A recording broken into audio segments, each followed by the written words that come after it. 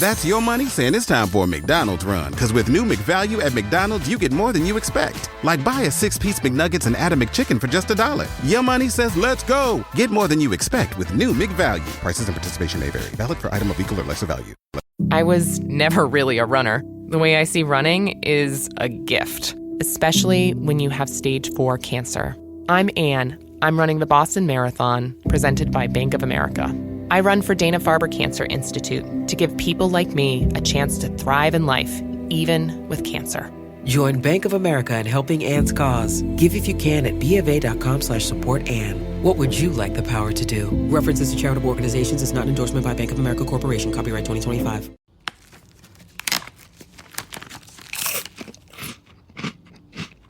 Uh-oh. The last cookie. You can get a new box of cookies in as fast as an hour with Walmart Express Delivery. Are you my guilty self-conscience? No, I'm the voice offering you promo code EXPRESS for free delivery on your first order. Hey, who ate my cookies? You mean, these cookies? Order now. Welcome to your Walmart. Promotion valid for first express delivery order. $50 minimum subject to availability. Restrictions apply.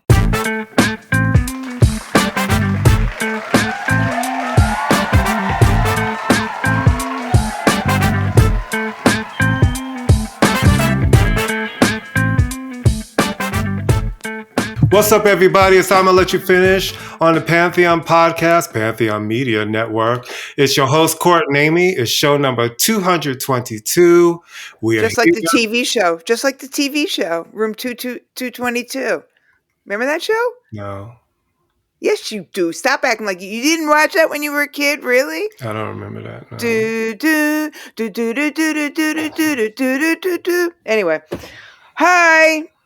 We have two very special guests today who will be coming on in a few minutes from BAM's fantastic yearly show, Word Sound Power. Mikal Amin and Baba Israel talking about hip-hop as an educational force, community, old school rap, keeping the kids involved, all that good stuff. Mm-hmm. But we figured since we're going to have something really smart and community-minded and interest and creative, we'll start off with Coachella and then work our way down. I mean, I watched a couple of the performances. Let me just say this. I'm not a festival person. I'm not into crowds. I'm not into dirt. I'm not into porta potties. So I've never been one of those people who really want to go to Coachella. And it's kind of jumped the shark, if we're honest. But that Lady Gaga performance, I heard I've seen clips. It looks fantastic. Broadway level, right? Absolutely top tier, return to form, good. Just excellent in every way. The big pop star of the moment should be excellent. Bravo to Lady Gaga. 2-hour set. 2 hours of theatrics, musicianship, choreography, costumes, and vocals. Yeah. She brought her vocals, man. She really did. Yeah, no, I've seen a couple clips from it. It looked really good. There were Green Day, I thought was great. Green Day brought a political message, which I appreciate. The Irish rap band Kneecap was censored for saying pro-Palestinian stuff, as was Green Day. It's important to remember who owns and runs Coachella is a very conservative Republican man. So that might be a quinky dink. I didn't know LL was performing, but he always does great. Charlie XCX. I mean, everybody, seemed like, I got to tell you, though, I mean, this Brendan Boone thing is just getting tiresome. He has one song and one jumpsuit. Mm-hmm. And the constant flips, it's cute, okay? HR from the Bad Brains did the flips much better. And the cosplaying Freddie Mercury is a little, whatever. I don't get his He can sing, though. He can sing, but he's got one song. Well, he does have is the album out? I think the album's out. Yeah, but name me another song. Thank you.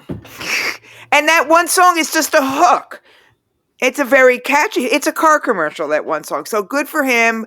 But Missy played. That didn't get a lot of press that Missy was playing. No, it seemed like but she did great as well. Her set was really good. Yeah. You know. I mean, I think it's like always, these kind of shows are always good when like Latifah came out during Megan Thee Stallion set. And Bernie Sanders performed. So with Clara, which I'm all about that. So that was so it's the same crew next week, right? The same. Yep. That's interesting how they do it like that. All right. So I don't know if you guys have gotten the memo, but the economy is really bad right now. The moral compass of the country is like there isn't even a moral compass. People are being scooped up and sent to prisons where they don't even belong. And then not brought back. No, and they won't bring them back. But the important thing is about a bunch of rich women who do absolutely nothing went up in a rocket ship for 11 seconds. 11 minutes. 11 minutes. All right. But the point is they never went really much higher than you would go in a plane. No, that's not true.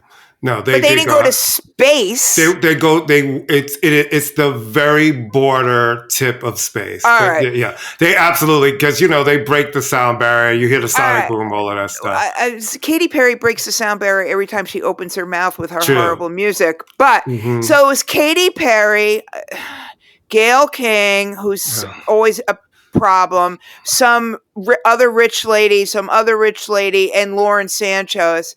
And it was just obviously they planned this before the economy went into the toilet. But this was the most let them eat cake ridiculousness I've ever. And to what point? It was an advertisement for Jeff Bezos. To what point was this? They got a magazine cover out of it. Was it Harper's or Elle? Just something. It just stupid. It all feels like, and we're supposed to care about this because what?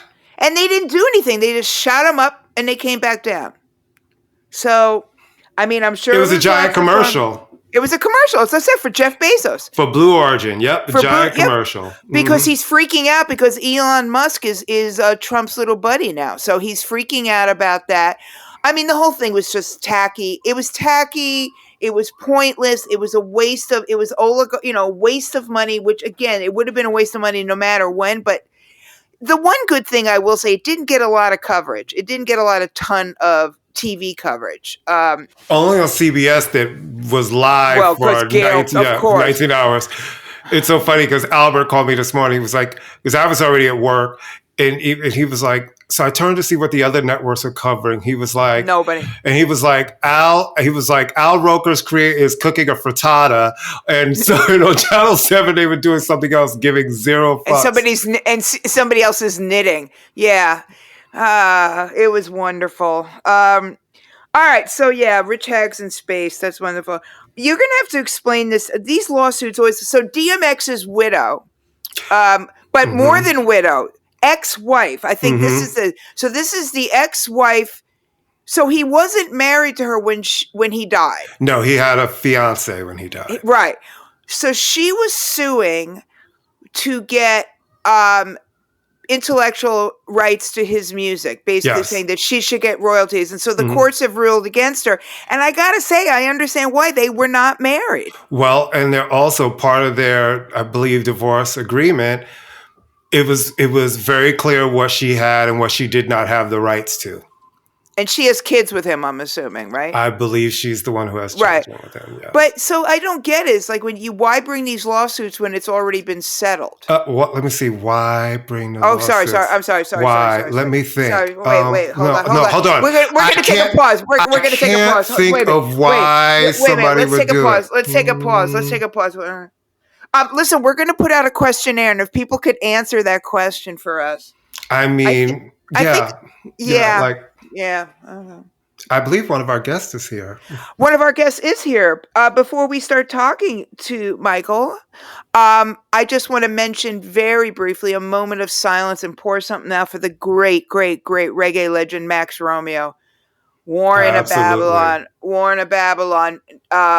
Wonderful, wonderful artist, passed away We're taping this on Monday. You'll hear it on Tuesday. Passed away a couple of days ago. So just another one of the old school great reggae artists. So R.I.P. to him. So let's take a quick break here, I guess, right? And then we'll come back and introduce our guest and get this party started. We'll be right back, kids. Like Coachella next weekend. We'll be right back.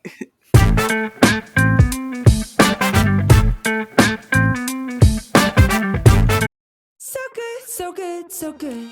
New markdowns up to 70% off are at Nordstrom Rack stores now. Fresh kicks, spring tops, new dresses. There's always a score. I mean, the denim section is unreal. Why do I rack? All the dresses. I always find something amazing. Head to your Nordstrom Rack store to find can't-miss deals on all the spring things. Great brands, great prices. That's why you rack.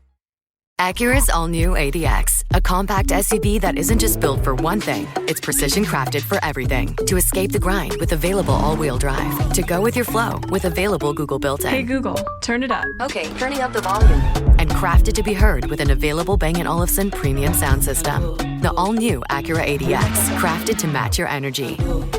Acura, precision-crafted performance. Take your vibes and go, go, go, go. Google is a trademark of Google LLC.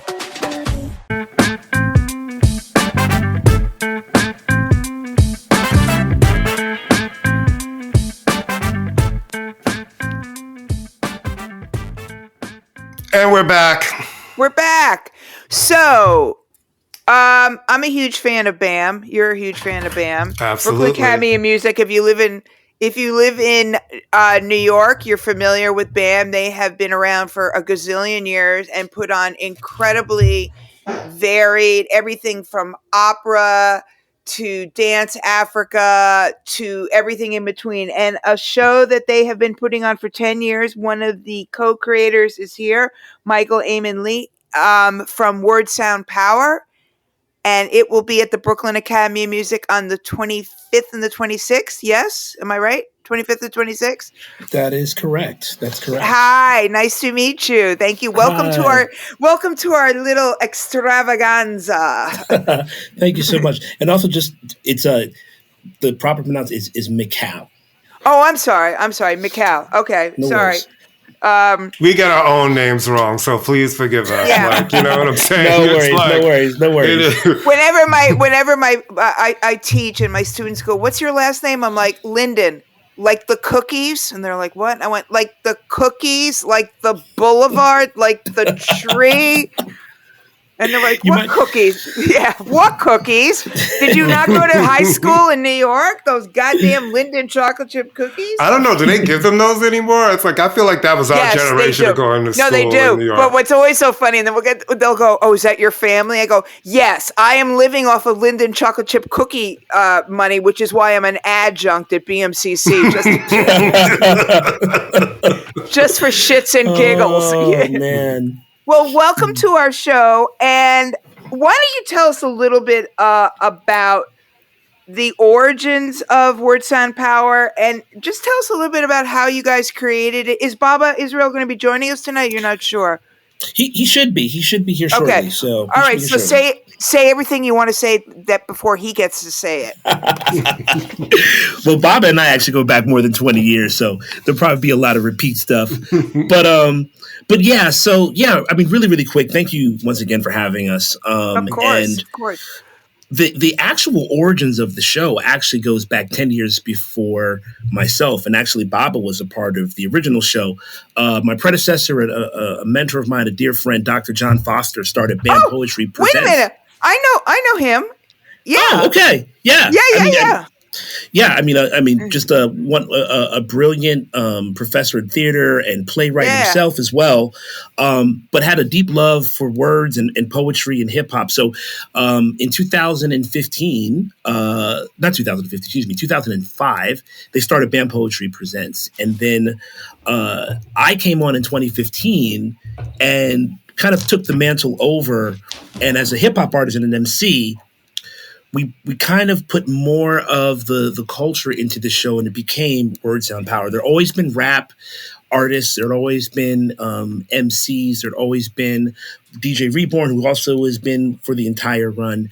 But when I came on as the co-curator, I wanted to kind of take that to another level. So in 2015, and right on cue, Bob was coming right on cue. Because he can really speak to the original origins. But it was actually funny. The first day I came to BAM, when they hired me, and it's like, oh, you're going to co-curate with. I knew I was going to be co-curating with Baba, but I walk in the room, Bob is there, our dear friend DJ Reborn was there, and I'm like, this is just like old times. So I've known Baba since 2000, so it was just like a quick pickup.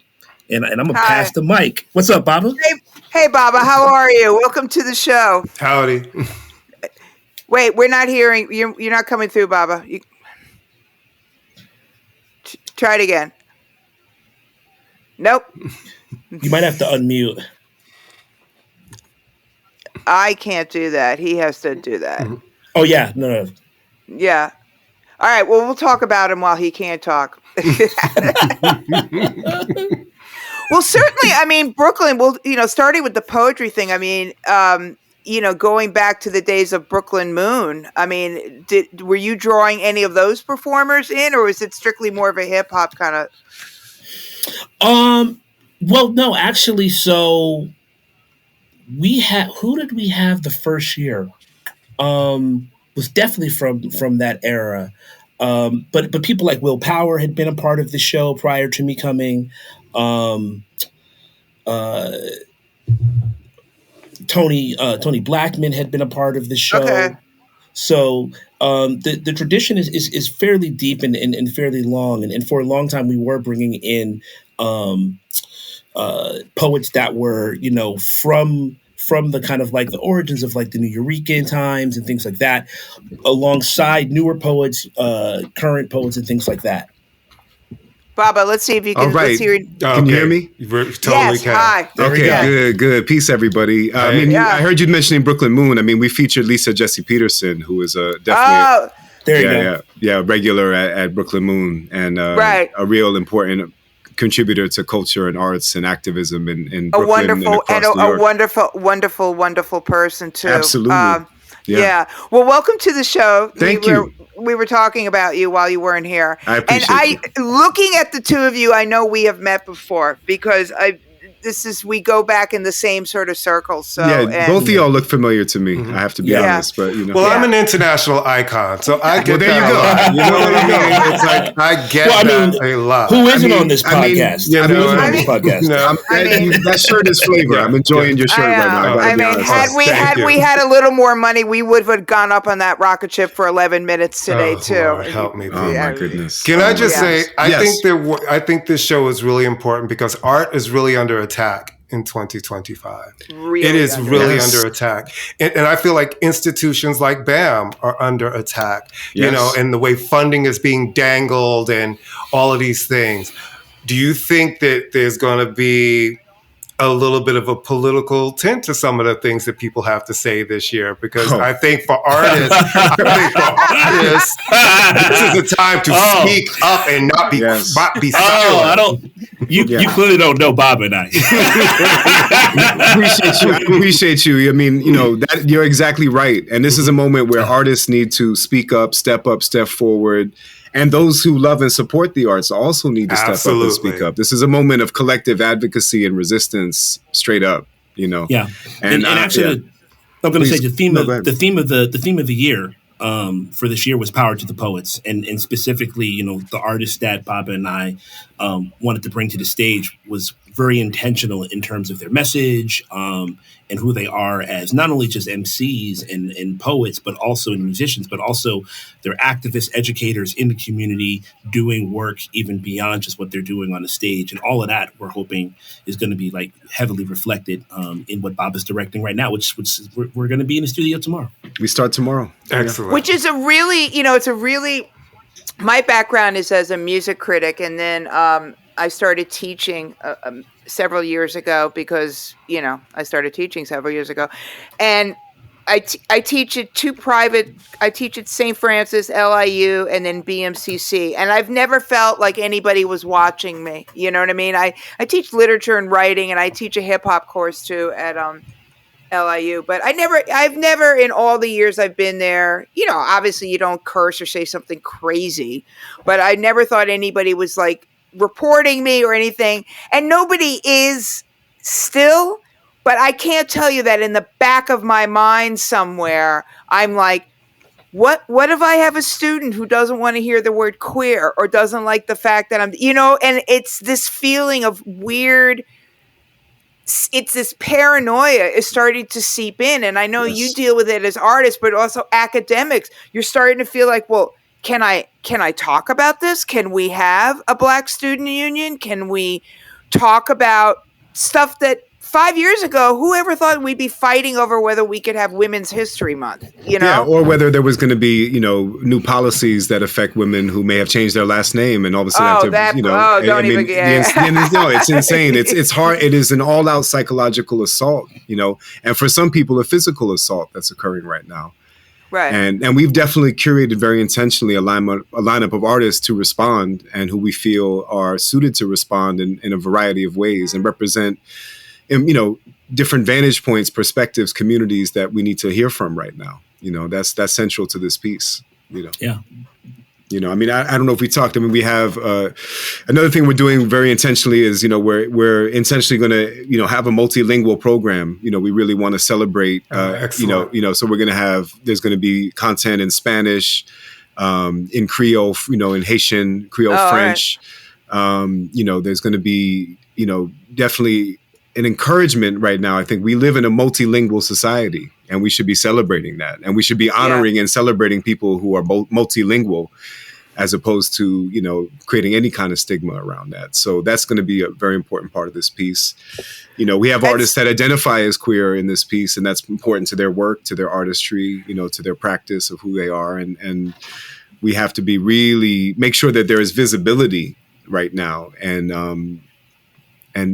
you know, work in solidarity at this moment in whatever way we can. Were you guys involved with several years ago? I saw a great show at BAM that I think Dr. Foster was involved with, which was all rappers, Middle Eastern and North African rappers. Do you remember that? No, I remember that. That was another production. I did get to attend that, and yeah, that was very inspiring. Yeah, and I mean, you know, and it's important to remember that hip hop is global, you know, and there's such incredible models of hip hop activism all across the world, from South America to North Africa to, you know, West Africa. You know, that was a great show because a couple of those people are banned in their own countries. That's right. But that'll soon be coming to this country too. So it just feels more important than ever to me right now. It just does. And I think that you see the amount of people who we should be saying something and people are staying silent. And that is why the thing that you're talking about, all the paranoia is sleeping in, because you're just like, no one's saying anything. We're watching all of these things happen and everyone is acting like this is normal. And there is nothing normal about any of it. Like when you start, if we go back in history, we know what happens when people start controlling the press and everybody just acts like that's okay. But then when it goes to the arts, like in America, you know, you've always had people trying to fight, I don't like this, I don't like that. But now what we're seeing is a very pointed attack of voices that people don't like. Yes. I'll cut your funding off. You know, all of these different stuff. So I think it's really important. First of all, this is a time for artists to really be creative, because when times of turmoil, unfortunately, creativity comes a lot of times when there's turmoil and disturbance and madness in the world. And I think artists have to speak up. Definitely. I'll just say it.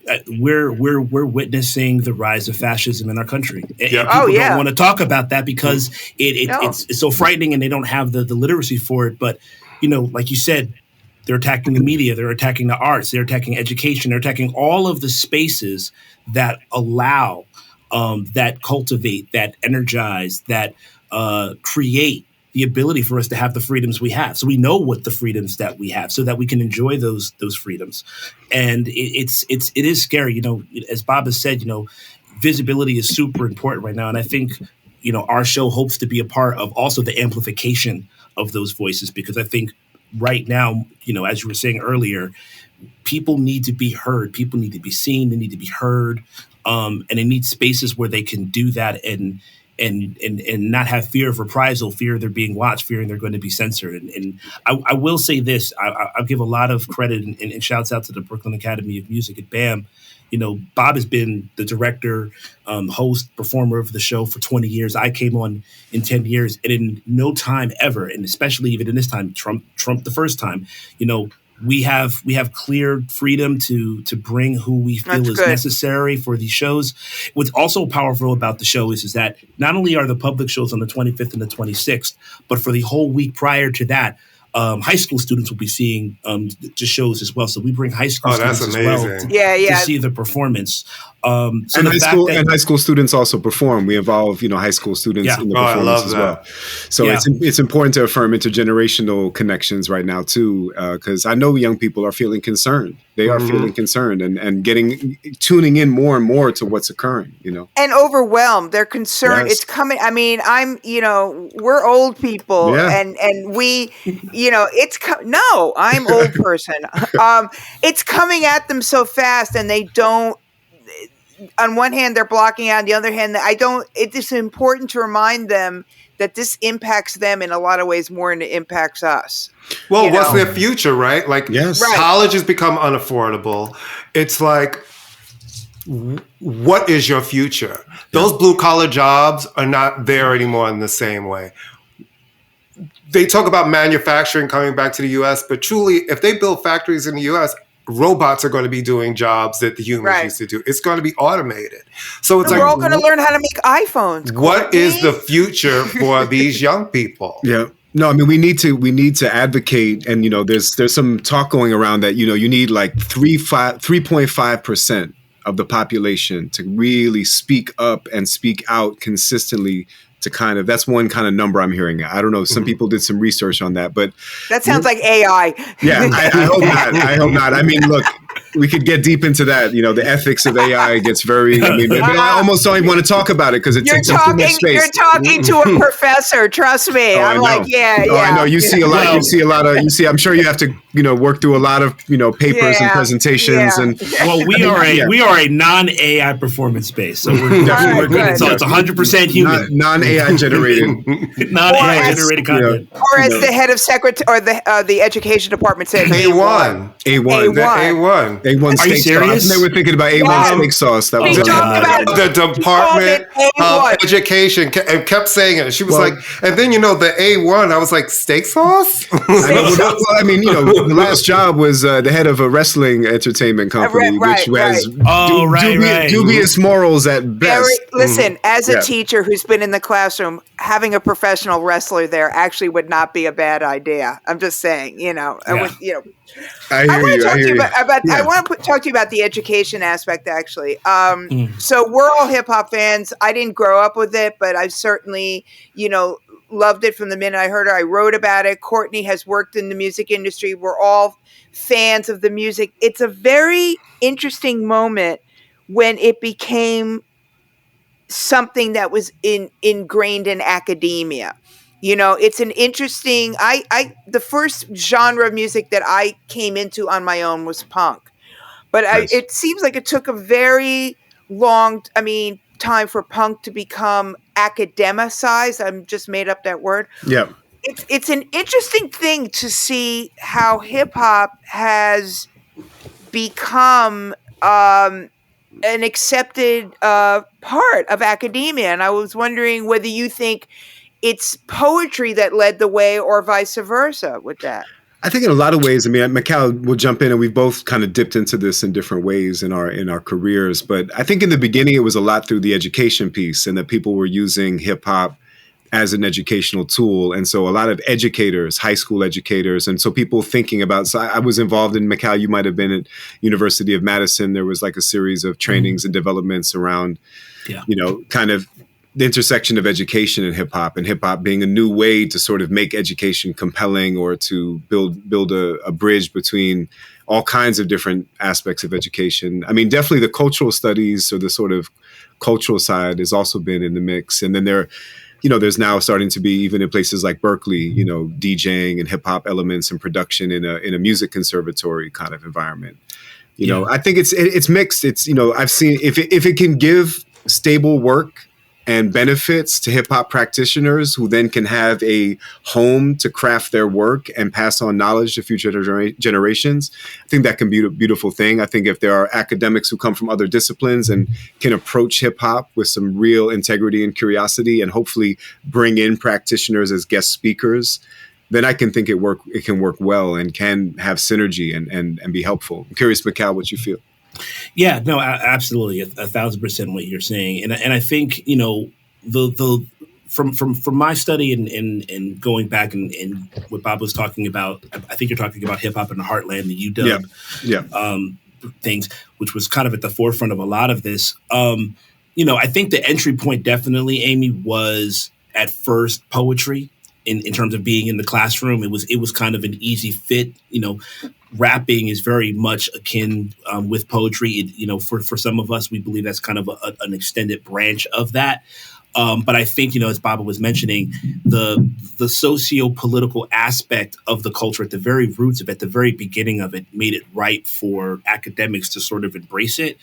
But I also think because of the fact that the culture has always been driven by young voices and able to sort of like energize that community, I think educators found a way or felt that was a great tool to sort of like create connection. Now, I think in certain corners, it's sort of kind of deviated a little bit from the ethos of the culture. But I think at its core, in terms of what education and hip hop, I think it's something that's really important and can be very powerful. But it really does depend on who the practitioner is, what is the ethos that those academics are following. And because like everything in this country, once it gets commodified and becomes something that you can put in the store, it shifts and changes, right? Yeah. So, I definitely is someone that I have a love for punk. But I wouldn't call myself like a punk rocker. But I do know that at some point, people will say like punk is dead because the things that are punk now is like a facsimile of what punk was. The whole ethos and the politics of it. And hip hop is unfortunately kind of in the same road. Now there's people like Bob and myself and others, these artists that we have, Sincerity Garcia, Nejma, Nefertiti, Okai, music, who are all educators and activists. I think we follow a similar ethos, and I think that's still the case. But it's interesting, just like everything right now, there's a fight for authenticity, I think. I think there's a fight for the roots of what the culture is. But fortunately, the show that we have here and people like Baba who are just brilliant in theater and music and multidisciplinary in their practice, bringing that element to the show and what we're thinking about in terms of not only just the artists on stage, but the environment that we create and the through lines and the threads that Bob is able to weave with these artists, I think all kind of allows for people to kind of enter into the culture, but it also highlights like the richness of what the culture can be in terms of for an education practice and to bring people into that.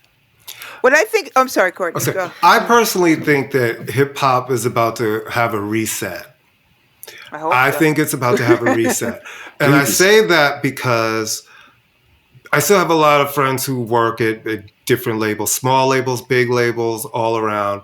And, for the last few years, hip hop was dominant. If you looked at the charts, it dominated everything. It dominated the pop charts, dominated the R&B charts. And then the artists that were coming up, it was almost like a lot of rinse and repeat. Like you couldn't tell one from the other. They all would rhyme it over kind of the same trap beats, the same sort of cadence, the same sort of flow. And then it stopped dominating because there was no originality, at least being pushed to the front, because there's still a lot of amazing hip hop artists who are not getting any shine, not getting any light. They're not getting that commercial thing. They're out there. But Now I'm noticing even what's being signed, and just friends come back and tell me what happened in their meetings, and they're like, we're moving away from hip hop, we're going pop, we're going more bands, we're going this, because the reaction from the people stop being the same. And whenever that happens, I believe things start to reset. And it needed a reset, because the things that were actually commercially the most successful, all of it, I was like, this is not even the essence and the truth of what hip hop should actually be. And this is not to disrespect any of those artists. Do your thing. Go on. Not at all. Be great. But it needs a reset. Yeah. Listen, Courtney, I've said this in other circles. Hip hop, or I'd say rap music, has been in its hairband phase for about 25 years, right? It's reached the point. And I'm talking specifically about what you're talking about. I totally agree. In the commercial realm, in the popular realm, it's just been a retread and a rehash, and also really just like a watering down. But I agree with you. I think that people like Doechii, they're putting the industry under pressure. It's getting back to what rap and hip hop was supposed to be. It's supposed to be original. It's supposed to be who you are. It's supposed to be with skill, right? And I think you had a Kendrick that he's been around for what, 12 years, 13. Everybody, it's funny. Yeah, he's not a new artist anymore. He's been around. Right. No, he's been around since 2013, 2012. Yeah. Right. So he's not even a new artist anymore, right? But people like Doechii, people like Little Sims, they're putting. My favorite. I love her. She's amazing. We love Little Sims. She's a lyricist. Brilliant. And the production too. The production, epic. Yeah.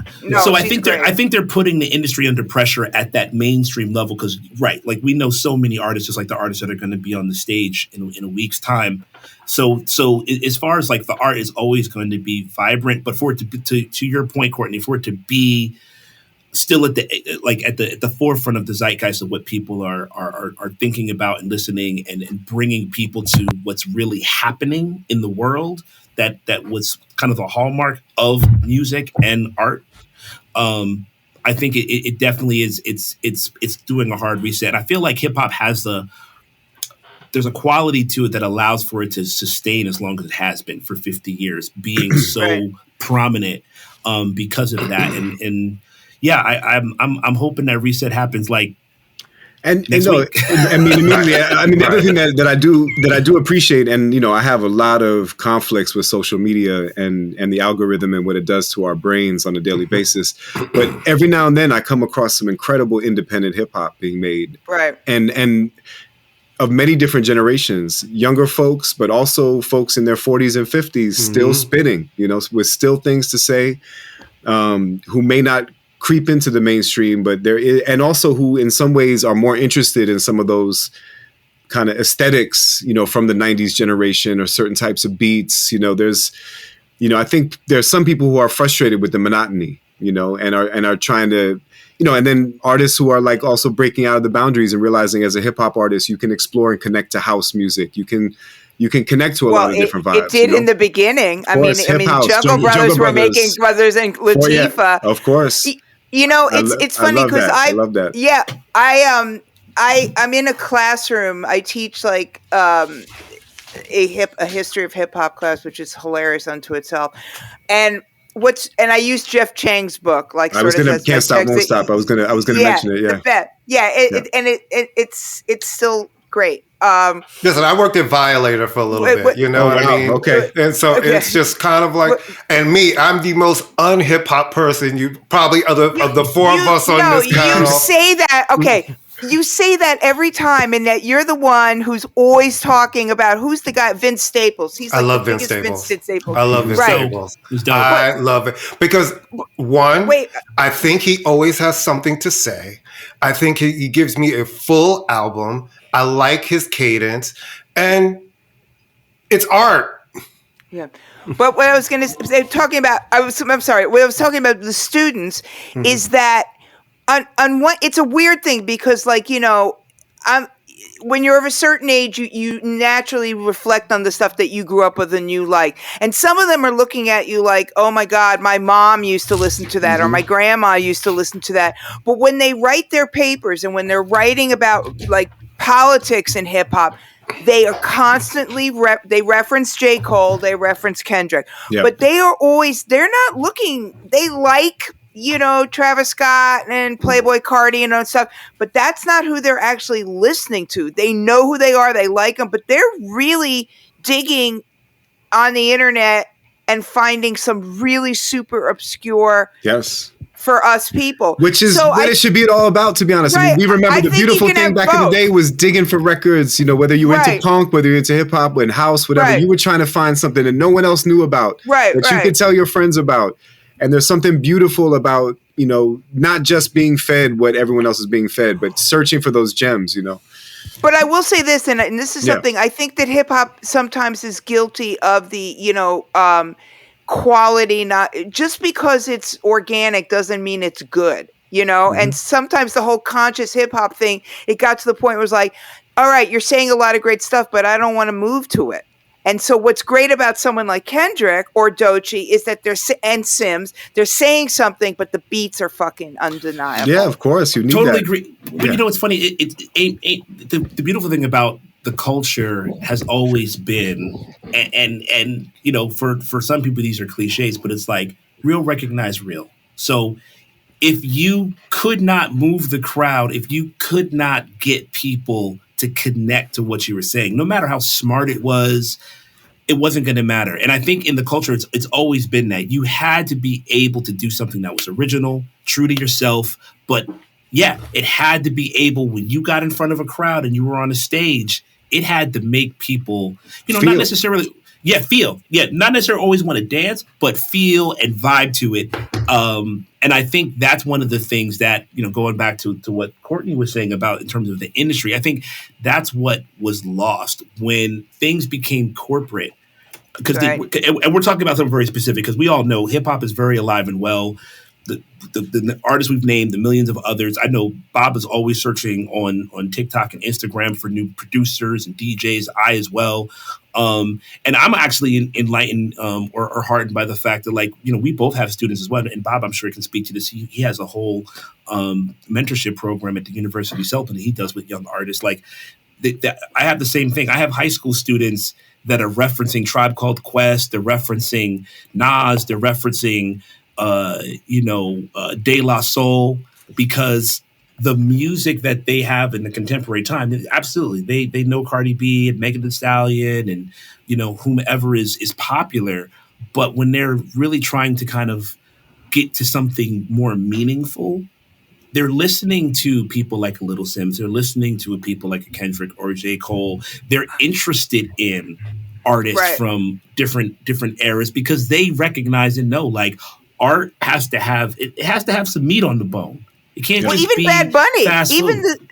Even Bad Bunny, the rise of Bad Bunny, I think speaks to a lot of that too, because he's getting his change. His new album is like the album about Puerto Rico, like a complete departure from what Bad Bunny has done as a pop artist. It's like one of the most politically astute albums of the last year.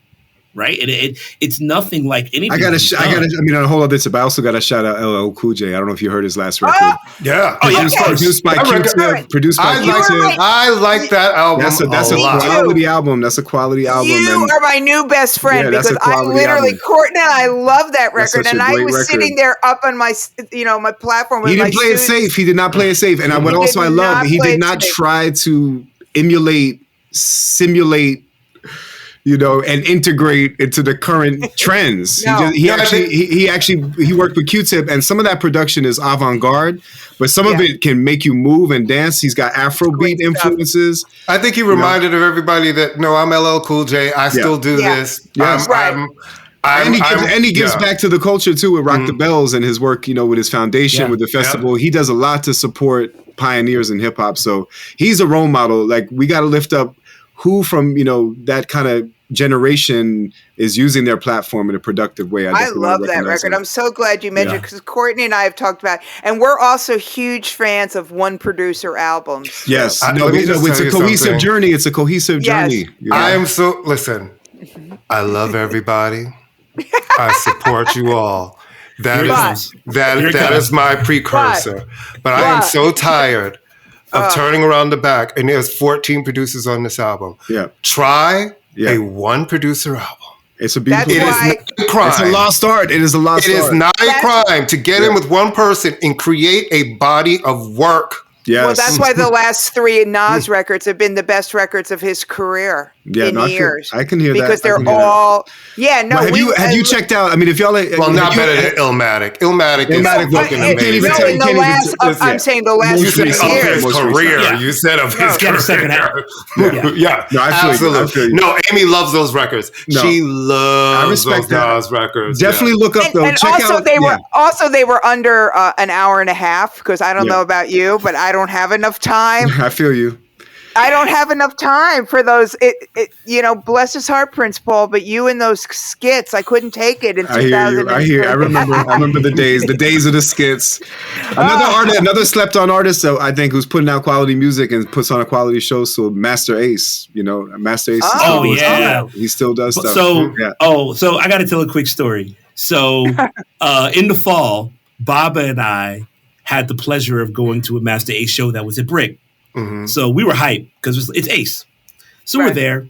We show up early, support, show love to the opening act. And it was, I don't have the words of how everything a show is not supposed to be. Mm-hmm. It was.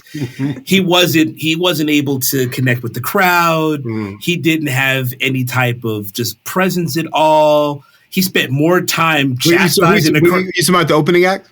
The opening act. The opening act. I just want to make sure we're clear. Mm-hmm. Yeah. The opening. No. The opening act. So Baba and I started on the floor, and I think by like the second song, we went upstairs and we were like sitting in the balcony waiting for Ace. Mm. And then Ace came out. He had Marco Polo DJing. He had his longtime collaborator Strickland. And he just put on a masterclass on how to rock a show. Rock a show. And it was so crazy. Which is not as easy as people think. You have to perform a lot. It's a performance. And he had an intro. He had a brilliant intro, that was theatrical. He had like a classic old school song to kind of set the mood. He talked to the audience. He built a connection. He told you stories. He said, this song is about my grandmother. Then he took you into this. He had different beats. I was going to say, hold your ears, Amy. He actually created live skits. Yeah. He literally had perform. There was one point where him and Strickland were like talking shit to each other. It was crazy. I love the skits. I have no problem with the skits. It's the time. I always tell people it should not take you longer to make a record than it took for me to birth a whole human being. Okay, that's true. That's fair. If I can have a baby in under an hour, you can make a record in under an hour. That's fair. I definitely want. I mean, all of our artists are amazing. I want to highlight though for you. Check out Nejma Nefertiti. She is an incredible MC. She's been making a lot of noise recently. I think she had a feature on Sway that got a lot of attention. She's a real lyricist. So I mean, all of the artists, but I mean, in terms of just someone who spits and works with great producers and beats, I definitely recommend spending some time with her music for sure. But all the artists bring something special. We're gonna have a really nice relationship this year between the DJ and we have DJ Reborn, who is Lauryn Hill's touring DJ, amazing DJ, party rocker, great personality, and really knows how to work the audience. She's going to be on one side, and then we have two percussionists kind of representing the roots of the rhythm and percussion, one representing Puerto Rico, one representing Haiti, and definitely having that dialogue between the drum and the DJ and making that connection and that call and response. And the setup of the space, this is one thing that's exciting for us working in a theater space like BAM. We work with an environmental designer and also a lighting designer. We work with Simon and Nick, incredible creative designers. So, we put intention into this show. It's a lot of hip hop shows. There's not time to rehearse. There's not time to really be thoughtful about lighting, about staging. So, when you come see this show, you're seeing a full performance experience. You're in the Opera House? No, we're in the BAM Fisher, which is a beautiful space. Oh, the Fisher. That's a great space. And we have it set up in like a runway style with audience facing each other, right? To create this unique intimacy. And then we have, it's going to be immersive in a way. And where can everybody get tickets?